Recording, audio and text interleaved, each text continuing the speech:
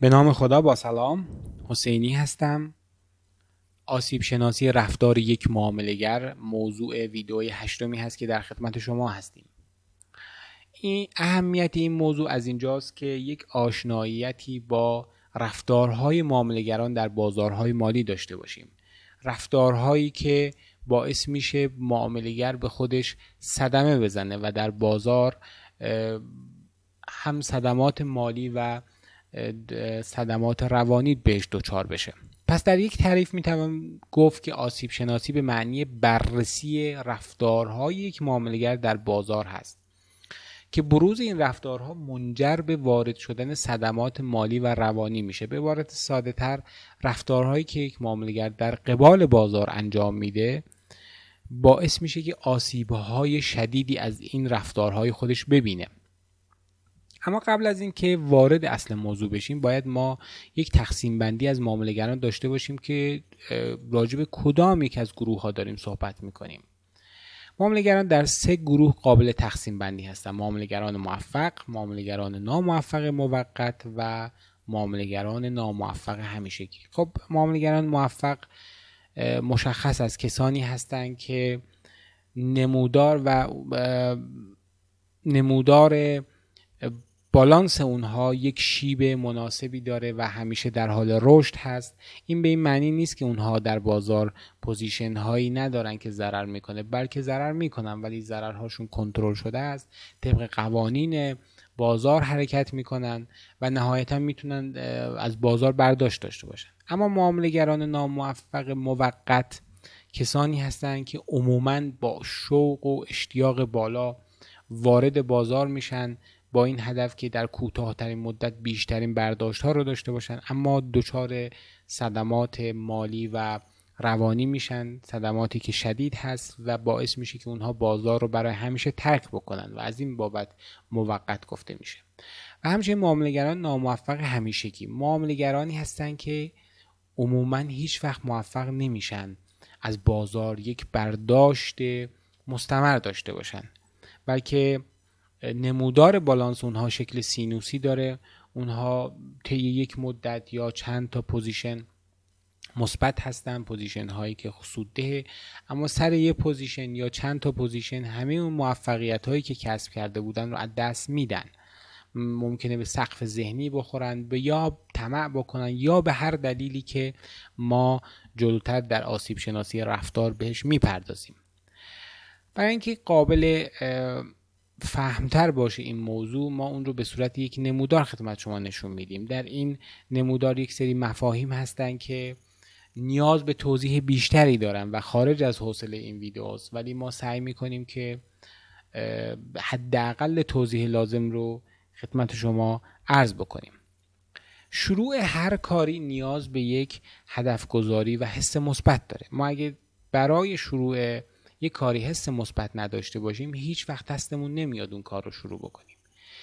اکثر معامله‌گران برای ورود به دنیای بازارهای مالی یک فکر در ذهنشون دارن و اون هم کسب سود هست، تا از طریق این سودی که کسب کردن به بقیه اهداف خودشون برسن. هر هدفی، مثل خرید خونه، مثل خرید ماشین یا هر هدفی که متنوع هست و نمیخوایم وارد جزئیاتش بشیم. این کسب سود یک حس مثبت و یک انگیزه رو به جلو به معامله‌گران میده و این نقطه شروع ما هست، حس مثبت. معامله‌گر به هر میزان یک سری آموزش ها رو میبینه، وارد بازارهای مالی میشه، اما در ابتدا چون که قوانین خودش رو رعایت میکنه، حساسیت های لازم رو داره، معمولاً به شرایط واقعی بازار خیلی نزدیک هست و این نزدیک بودن به شرایط واقعی بازار باعث میشه که یک سری موفقیت‌های قابل تحسینی هم به دست بیاره. در این چرخه اول شرایط رو طی میکنه معامله‌گر، یعنی هر معامله‌ای که میکنه موفقیتی کسب میکنه. این موفقیت باعث میشه که اعتماد به نفسش بره بالا، اعتماد به نفس بالاتر حس خوب بهش میده دوباره. اما یه مشکلی که به وجود میاد، هر چقدر انسان ها حس خوب داشته باشن، قسمت هایی از مغز که وظیفه بررسی احتمالات منفی رو دارن رو غیر فعالتر میکنه از یک طرفی اعتماد به نفسش هم رفته بالا، اعتماد به نفسم کاذب هست، چون که داره از محیط میگیره که من خب همه چی مرتب هست. هر چقدر تو این چرخه بیشتر طی بکنه، نهایتاً به این نتیجه میرسه که چیزی برای نگرانی در بازار وجود نداره و همه چیز مرتبه، فقط کافیه من یک بای یا سل بزنم دیگه بقیه‌اش پول میاد تو حسابم، هیچ جای نگرانی نیست. اما این چرخه نمیتونه تا ابد ادامه داشته باشه. هیچ کس تا حالا 100% پوزیشناش در طول تاریخ بازار من سراغ ندارم که مثبت شده باشم. بنابراین این چرخه شکسته خواهد شد. عموماً با یکی از علل طمع یا تعارض ذهنی این چرخه شکسته میشه.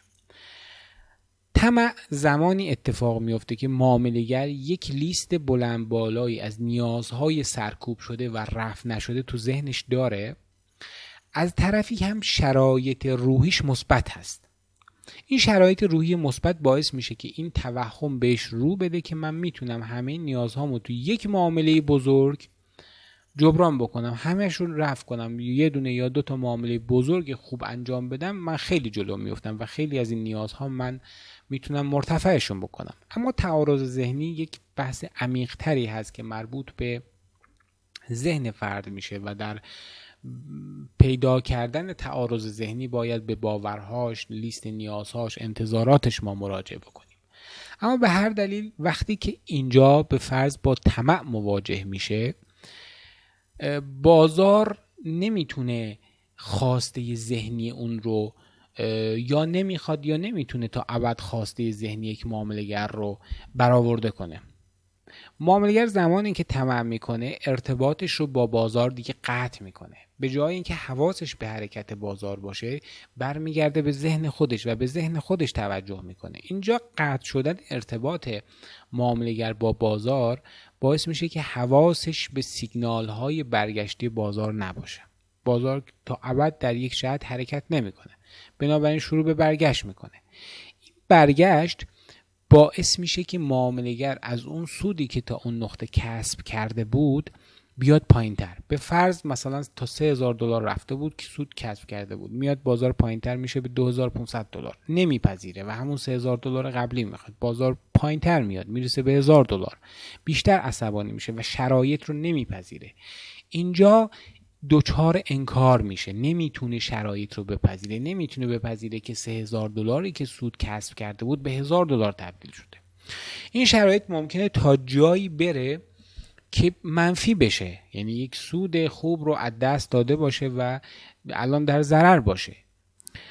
این شرایط بسیار بد باعث میشه که دچار تسخیر عصبی بشه. اصطلاحاً زمانی که تسخیر عصبی رخ میده، بدن ناخودآگاه یک سری هورمون‌ها در بدن ترشح میکنه که باعث بالا نگه داشتن رنج و اندوه میشه. اینجا رنج و اندوه فرد کاملا روانی و عصبی هست و به شدت معامله‌گر تحت فشار هستش. عضلاتش کشیده میشه، تنفسش سنگین میشه، به سختی میتونه نفس بکشه، دستانش قفل میشه، عرق سردی روی بدنش میشینه، احساسات مسموم و ناخوشایندی داره. ترس دیگه یواش یواش داره بهش غلبه میکنه. میرسه به ترس، به نقطه ترس رسیده. ممکنه به شدت از شرایط موجود ترسیده، دستش قفل شده، مغزش کار نمیکنه که الان باید چی کار بکنه، نمیتونه به هیچ چی فکر بکنه. در این شرایط دو تا اتفاق ممکنه بیفته. یک اینکه بازار برگرده در جهت پوزیشن ایشون و یک پاداش تصادفی بهش بده و این پاداش تصادفی باعث میشه که معامله‌گر از این وضعیت نجات پیدا کنه یا اصطلاحاً یک نفس راحت بکشه و بگه راحت شدم.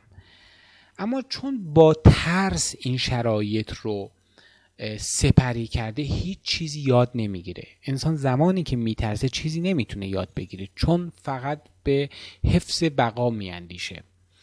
بخش‌های زیادی از مغز موقع ترسیدن منقبض میشن و یا غیر فعال میشن، چون فقط تمرکزش میره به این که فقط فرار کنه از شرایط.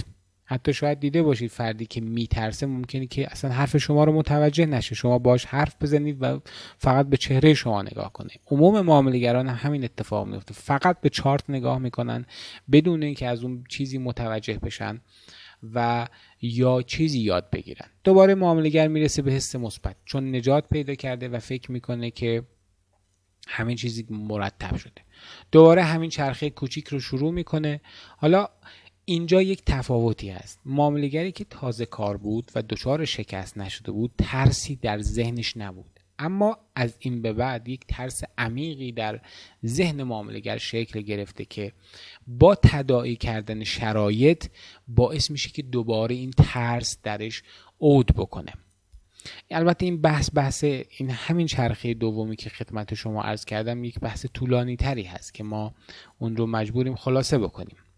دوباره معامله‌گر وارد حس مثبت میشه، شروع میکنه به ترید کردن، دوباره یا طمع میکنه یا دچار تعارض ذهنی میشه، باز انکار میکنه، همین مسیر رو طی میکنه، میرسه به ترس. این دفعه با این فرض که دیگه بازار هیچ پاداش تصادفی بهش نمیده و معامله‌گر با یک شکست از بازار خارج میشه.